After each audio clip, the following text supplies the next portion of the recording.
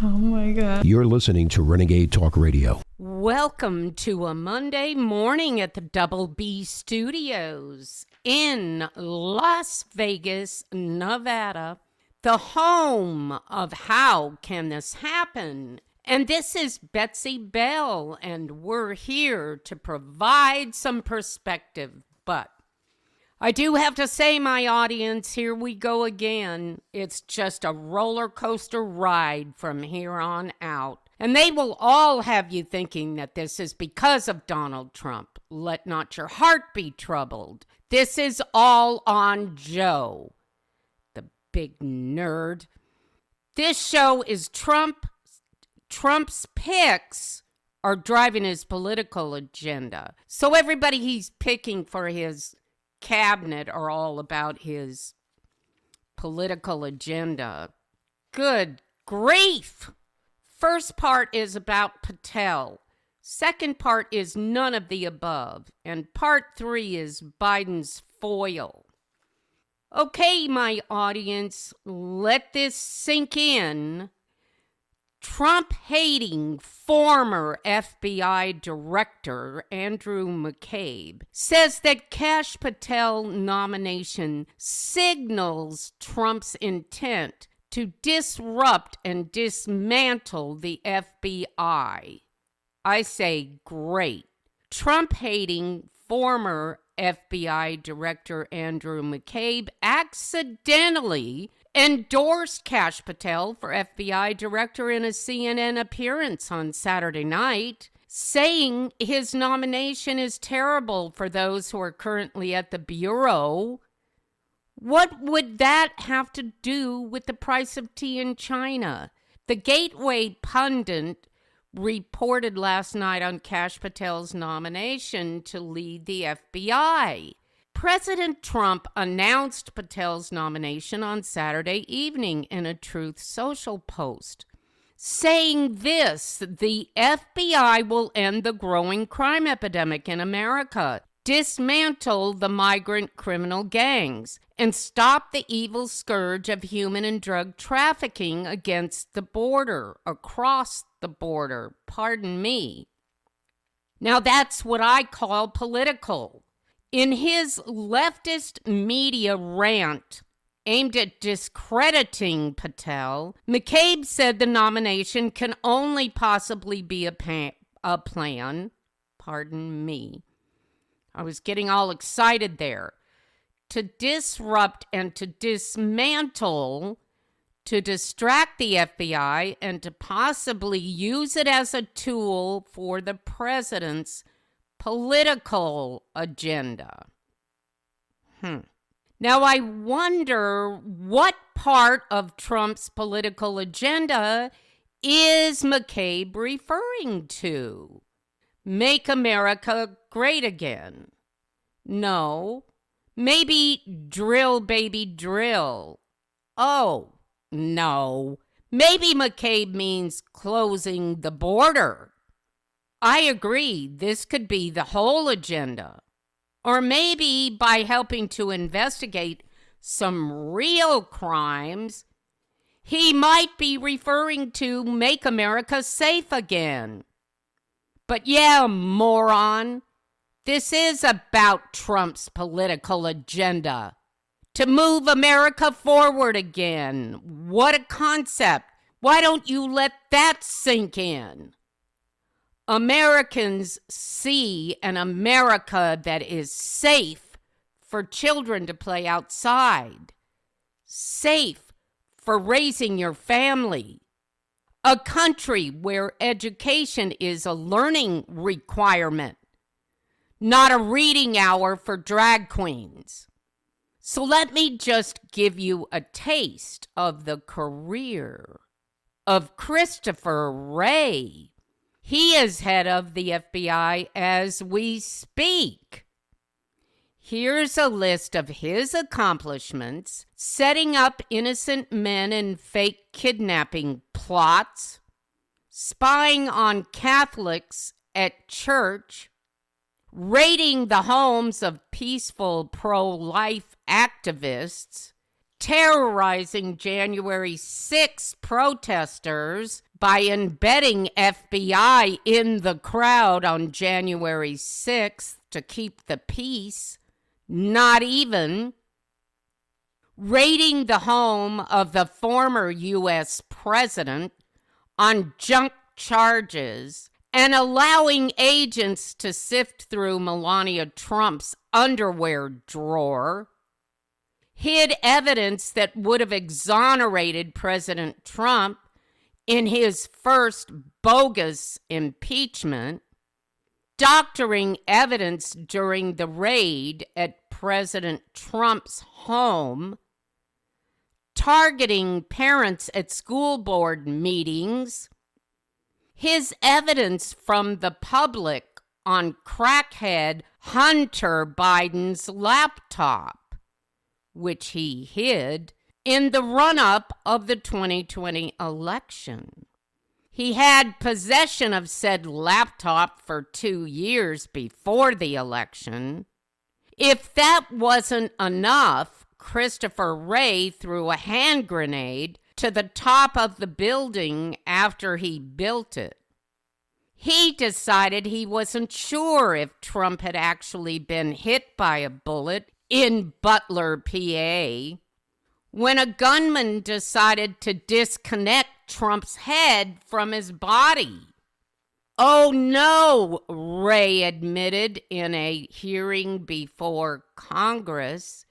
He said it was a teleprompter that blew up and nicked his ear. For those of us in Rio Linda, that was the only thing the blown-up teleprompter nicked was his ear. But you, my friend Christopher, stood between Donald Trump and a gunman. And then we had to take this from you on top of all of that. Do you know what a bullet graze looks like? Oh, that wasn't the part of the FBI training when you took it. Time to say goodbye, my friend. Time to say adios. How much more would you like to do before we say adieu? Adieu. How about you look into one more thing, Sir Christopher, before you exit stage left? You can tell us now. Whose cocaine was that in the White House? Hunter's been pardoned, and you're fired. I'm not done with him, but for the sake of not piling on... Oh, no, that was a bit of a pile-on, I guess. Who's taking inventory? When Democrats speak, you can always see the fork in their tongues. It's so frustrating. You don't have to look closely. Look over here, and then they'll distract you with a shiny new lie to top off the many they have left you with. A swimming head fake.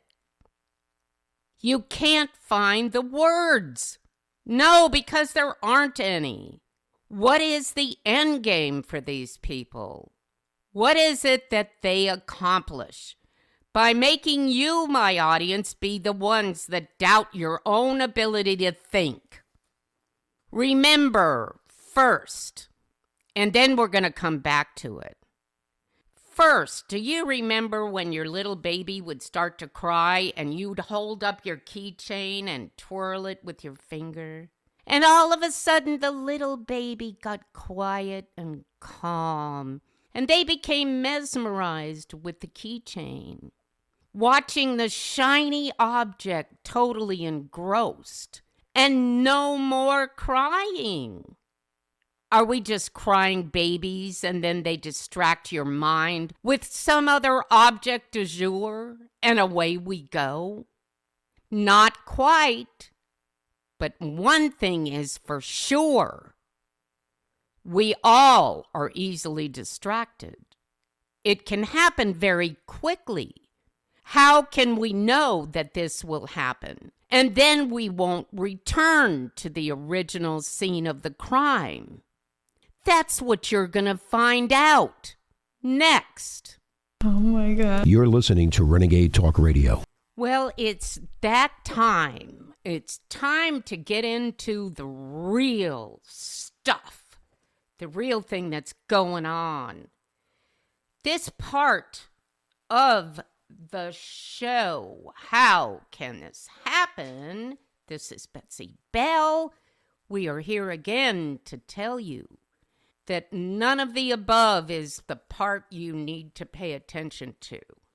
So why am I saying that at this part of the show? Because all of the stuff, all of this disinformation that the left invented to throw you off your game is what this whole thing is about. Now, Andrew McCabe couldn't help himself. He further stated that Patel is profoundly unqualified for the position that Christopher Wray was apparently great for, while ignoring Patel's impressive qualifications, including several high-ranking positions in the intelligence and defense communities under President Trump. Well, why would you consider that experience? Naturally. When Patel was running counterterrorism for President Trump, the president oriented efforts to wipe out ISIS senior leadership and other key operatives. Patel further oversaw the rescuing of American hostages and detainees to return them to the United States.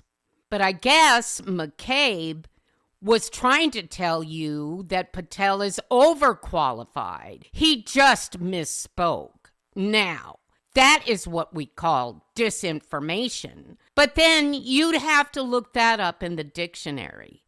The left throws that around like it's salt and pepper.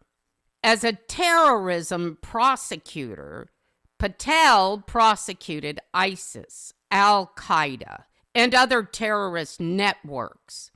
And he was the lead prosecutor for the World Cup bombings in Uganda that killed an American and 76 people.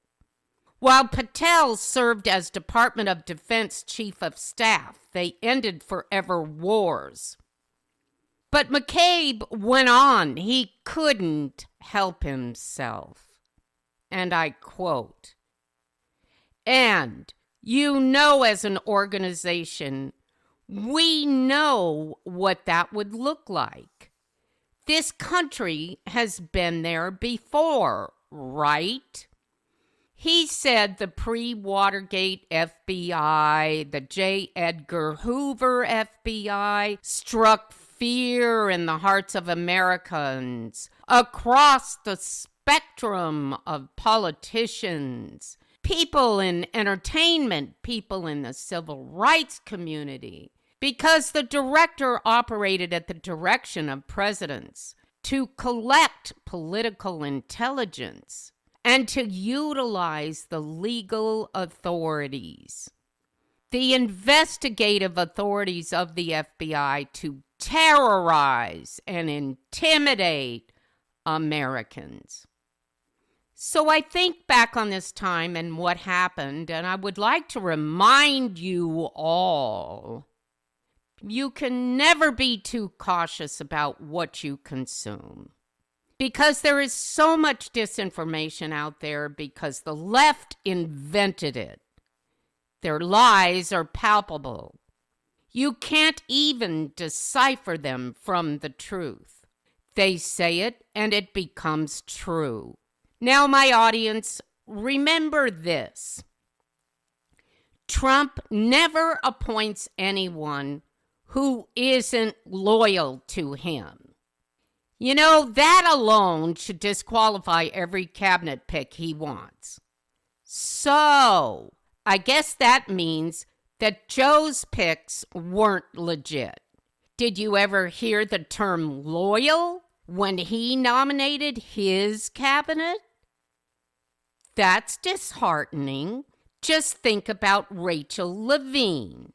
the HHS secretary, the woman, the man, the one that couldn't decide which one she was. No wonder Democrats can't tell you what a woman is. I think we need to ask, what do they mean by loyalty? I wouldn't want to misunderstand what they mean. I think Trump should pick a cabinet full of Trump haters. Why not? The left is going to help you decipher which ones those are. This has been said so many times that loyalty is now a dirty word. I think, my audience, that we aren't asking enough questions. Where is our press? Who, what, where, when, and why? This is what they said on Monday. Karine Jean-Pierre. No reasonable person could deny Hunter Biden a pardon. White House Press Secretary Karine Jean-Pierre told reporters aboard Air Force One en route to Angola on Monday that no reasonable person could have come to a conclusion other than Hunter Biden deserved to be pardoned. So my question is, my audience, what does reasonable mean? President Joe Biden pardoned his son on Sunday evening for crimes going back through 2014. Jean-Pierre had said for years, including as recently as November, that Biden would not pardon his son. Biden himself said the same. Jean-Pierre changed her tune on Monday, claiming that Hunter Biden would not have been prosecuted if he had not been a person who has the last name of the president, and also claimed that he had been singled out politically. The president wrestled with this decision. Oh, God, I bet he did. He made the decision this weekend, Thanksgiving weekend, and he decided to give thanks by moving forward with pardoning his son. She didn't say that, I did. Jean-Pierre declined to answer these questions, though she did say that President Biden was not going to demand the resignation of Attorney General Merrick Garland for the alleged singling out of his son in deference to Republicans. Well, I guess Merrick would be unemployed for 20 days. She added that Biden did not agree with President-elect Donald Trump that the justice system has been weaponized. You know what? Biden agrees with anything that gives him a pass or any member of his family. I, my audience, would have pardoned my son, but I would have called on every known force, I have to say, that is my son, not some criminal. I would be honest, and I would say, I don't think my son is a criminal. But then he can't say that because the apple doesn't fall far from the tree. So it's the fault of Lady Justice because she is blind. She didn't see that the sentencing of Hunter was coming. She didn't know who it was for. Just Joe. He knew. When you see the only son you have left is going to jail, you will do whatever you can to prevent that. Now that I know, it's true. But is it anything but reasonable? All people in this country get a father and a son standing up for each other. But what they don't get is the lie that it was because his last name was Biden. That will not fly. So as usual, Joe lands on the high note that he has throughout his administration. Don't worry about what I say, because I will never do it. Ever, ever, ever. I was a liar when I took office. I am a liar now, and I will always be a liar. So just take it from there. Oh my God. You're listening to Renegade Talk Radio. Welcome back. This is Betsey Bell, and how the heck can this happen? We are in a world of lies and misinformation and disinformation and on and on and on.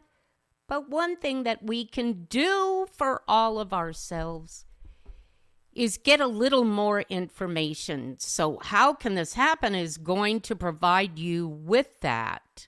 So this part of the show is good for Biden's. Yeah. Everything's always good for them. Once a plea is entered or a defendant is found guilty in a federal criminal trial, a set of events is set into motion prior to the defendant's sentencing hearing. This includes a visit by the United States probation officer to the defendant for an in-depth interview.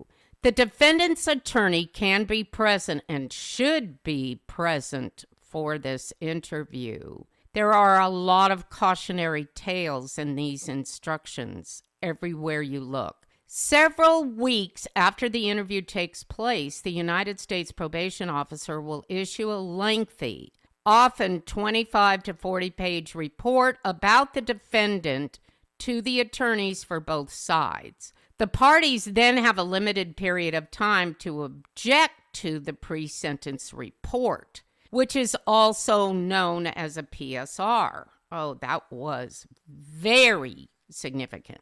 Prior to the sentencing hearing, the parties have an opportunity to file motions related to sentencing. Now, the government may ask for a higher sentence by filing a motion for an upward departure or a motion for an upward variance. This is possibly the most complex area of all criminal law. Definitions of the simplest terms matter. For example, the definition of person, crime of violence, serious drug felony, or firearm may dramatically influence an individual's potential sentence. Lawyers do not necessarily look to the dictionary for these two terms, but they instead will look to the interpretation of these terms by federal precedent or case law. So that is the part of the law that matters. The judge must further consider two different systems that guide him in arriving at an appropriate sentence. One is the statutory provisions set forth by Congress. The laws created by Congress control the maximum and minimum sentences that a defendant can face at sentencing. These are mandatory laws that the judge must follow. At the same time, the judge must also consider the United States sentencing guidelines. As this very short synopsis illustrates, the area of federal criminal procedure and law is extraordinarily complicated. So once he pleads guilty, there is an investigation that pursues from there. One of the most interesting facts about a federal crime versus state and local crime is that the federal system has a lot more checks and balances that have to be followed. Were there any red flags raised when good old Joe decided to pardon Hunter? Well, of course. There was a world of what-ifs that would be laid bare if the process were allowed to go forward. But I would like to say, my audience, that Joe is covering his own backside as much as he's covering Hunter's.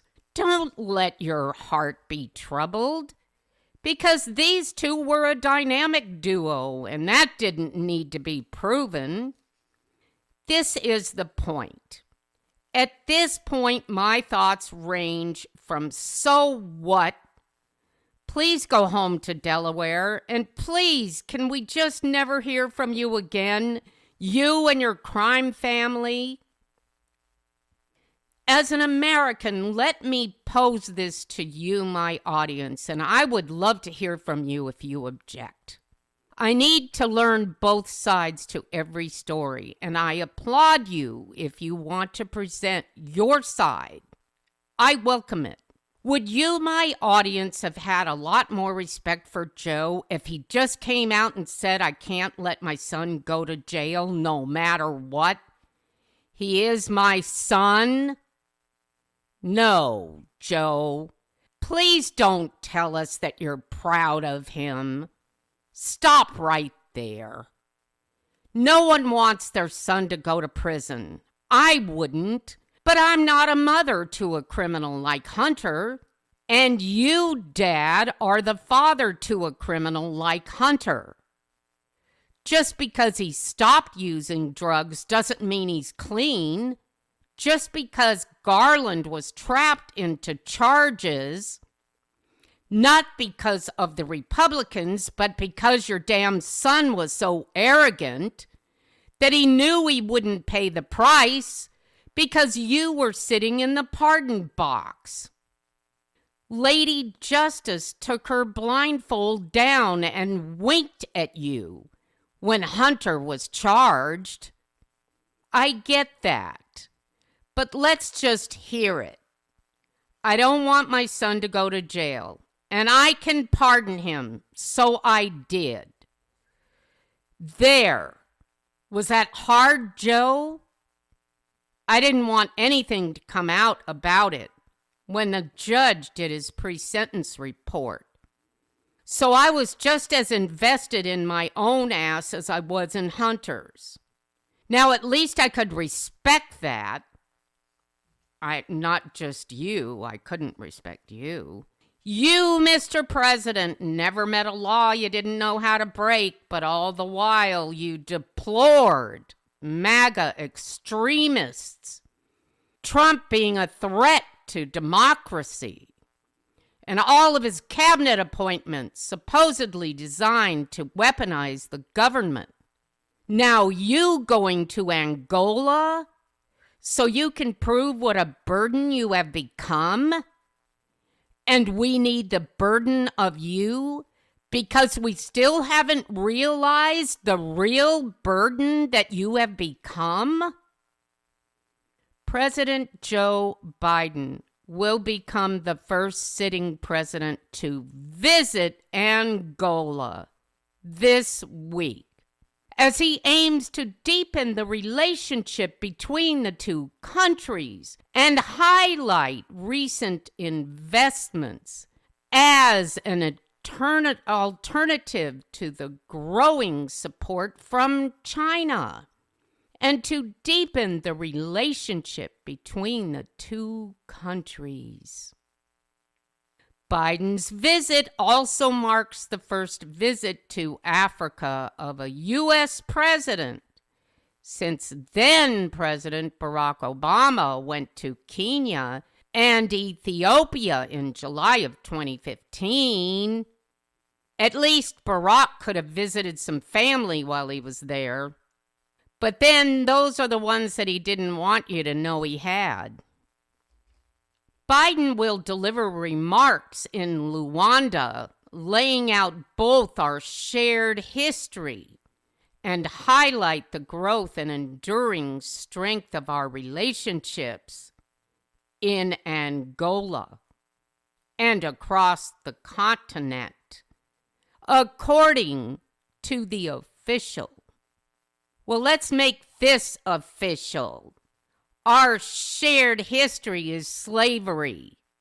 So smoke that, Joe. And let's get over this, and you can move on now. Bye-bye.